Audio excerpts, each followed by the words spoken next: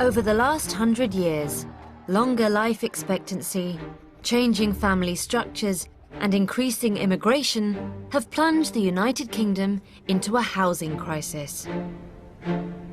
New houses must be built, fast. But land for building is scarce on the densely populated British mainland. So, new construction on abandoned industrial sites is being encouraged. But construction companies ignore the legacy of these old sites at their peril. Unlike pristine sites, called greenfield sites, previously built on land that is now abandoned is known as a brownfield site. Disused coal yards, rail depots, and old factories are common examples. It can be easier to build on brownfield sites than new land, as the sites are already serviced with roads, drainage, and waste management.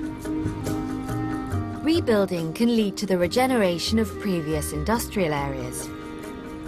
And by essentially recycling old land, the countryside is preserved.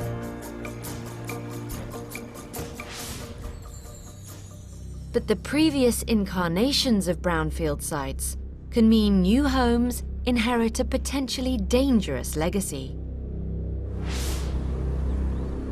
One example is Weston, a village built on the site of an old chemical waste dump.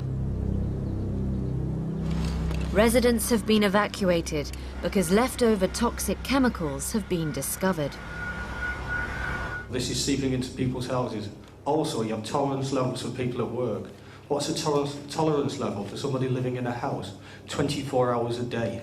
How are you going to restore the community of Weston back to what it was? We've been blighted completely, and no way is anybody going to come along and buy a house in Weston, even though everybody says it's okay. To avoid the kind of problems Weston residents have faced, brownfield sites must be carefully selected and, if necessary, cleaned up and made structurally safe before building commences.